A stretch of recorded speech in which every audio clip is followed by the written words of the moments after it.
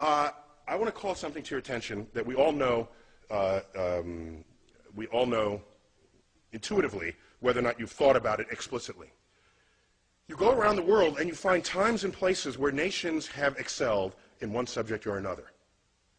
There's a birth of that period of where they excel, and then there's a peak, and sometimes it drops off, and sometimes they hang on.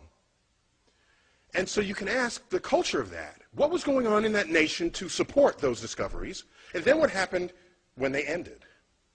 And so I call that sort of naming rights. If you were there first and you did it best, you name things.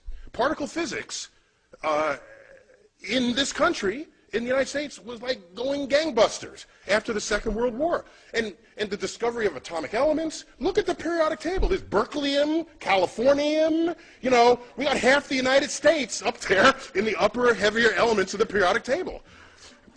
Am I right there, Sir Weinberg? Okay, I don't wanna That's not because the world liked California or Berkeley. It's because the work was done here. It's because there was an effort to excel in just those subjects.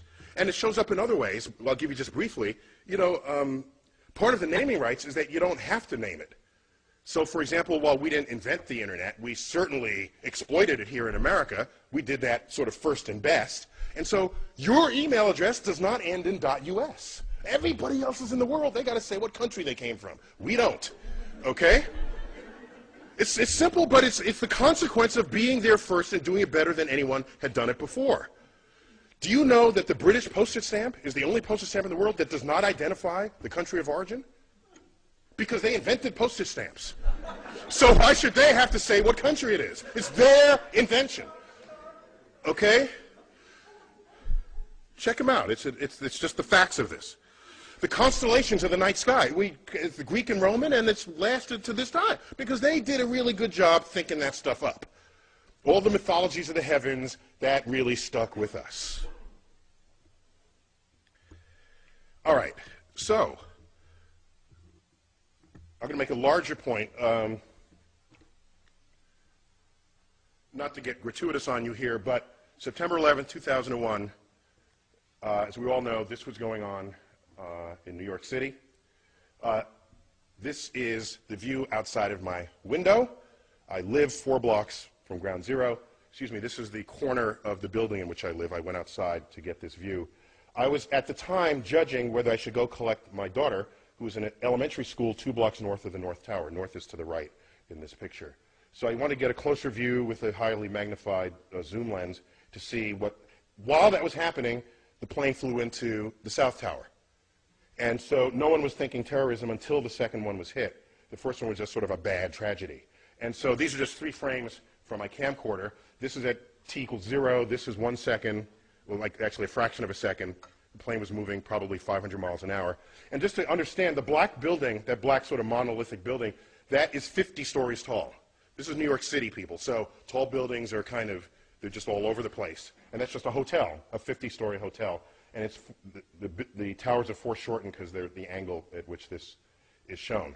I put these up because a few days after this, President Bush, I don't remember where he said this, on the steps of the White House, in the Rose Garden or at the Capitol, in an attempt to distinguish we from they, the terrorists who flew these planes into the buildings and into the, that went down in Pennsylvania and in Washington, to distinguish we from they, he loosely quotes a phrase out of the Bible by saying, our God is the God who named the stars.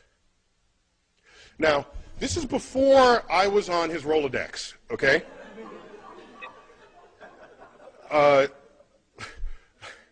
Because I could have helped him out there. The fact is, of all the stars that have names, 2/3 of them have Arabic names. So this was not, I don't think, his intent with that message. Okay?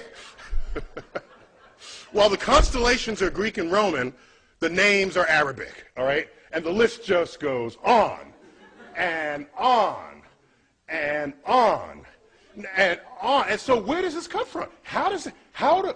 How do you get stars named with Arabic names? How does this happen? And it happens because, of course, because hang on, just catching up with myself here. Okay? It happens because there was this particularly fertile period that Professor Weinberg duly discussed. And around that period, that 300-year period, the intellectual center of the world was Baghdad. Baghdad. It was completely open to all visitors, all travelers, Jews, Christians, doubters, which today we might call atheists. They were all there, exchanging ideas. All of them. All of them. And it was that period where you had the advances in, like, engineering and biology and medicine and mathematics. All right? Our numerals are called what? Arabic numerals. Say, ever stop and think about that? You know, in America, do we pause, take pause at this? Why are they called Arabic numerals? Okay, they fully exploit the discovery of the zero, create a whole field called algebra, itself an Arabic word. Algorithm is an Arabic word. All this is going on, and it's all traceable, not to some long 1,000-year tradition in Islam. It's traceable to this 300-year period. This 300-year period. And then, so they had naming rights. The most expensive, beautifully carved astrolabes come out of this period. There's a great collection of these at the Adler Planetarium in Chicago, if you ever want to check them out. So navigation, celestial navigation, all of this is traceable to this period.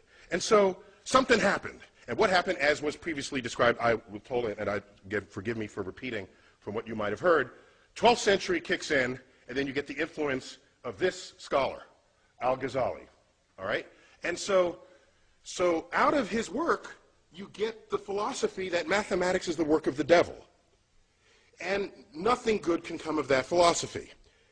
That, combined with other sort of codification, philosophical codifications of what Islam was and would become, the entire intellectual foundation of that enterprise collapsed, and it has not recovered since. Over that period, all these books were translated into Arabic on a scale not seen since then. And so why am I even going here? Because I'm trying to explain to you that you fast forward, the dangers here is that you fast forward to 21st century America and ask, what influences are we feeling now? Because that period, that naming period in Islam stopped and it never recovered. Because the way of thinking about the natural world, revelation replaced investigation. Okay? So I fast forward to 21st century, and what do you find? You get things like this. Okay? This is in America. All right? So now, what I find interesting is it's a level of passion that it requires to actually do. You got to, like, pay for this. Okay? A sensitivity to the money aspect of it. But we all know tomorrow's economies will be founded on innovations in science and technology, and of course that gets cut short if we lose our civilization, as what happened in Islam in 1100. And the last thought I'll leave you with, which concerns me greatly, if you do the math, okay? You know, you look at all the Nobel Prize winners there ever were, some even in this room, and ask how many were Muslim. And it's like one, maybe two. Okay, I think a second one was in economics. And the one we referred to was described earlier, the co-winner of the Nobel Prize with Professor Weinberg, Abdul Salam. And he's not Middle Eastern Muslim, he's Pakistani Muslim. Okay? Now, how many Nobel Prizes are won by Jews? It's like a fourth of the Nobel Prizes. Okay? Some high fraction of the total. And then you look, how many Muslims are there in the world? It's like 1 billion Muslims. How many Jews? 15 million tops. Okay? So you could ratio these numbers. Had Islam not collapsed in its intellectual standing in the year 1100, and you just do the ratios, they would have every single Nobel Prize today. So the fact that it's not only just a few, it's near zero, is deeply worrying. I'm concerned about what lost, what brilliance may have expressed itself and did not in that community over the past 1,000 years. And so what I want to put on the table is why, so that's the end of my talk, but I want to say, I want to put on the table not why 85% of the National Academy rejects God. I want to know why 15% don't. And that's really what we got to address here. Otherwise, the public is secondary to this. Thank you for your attention.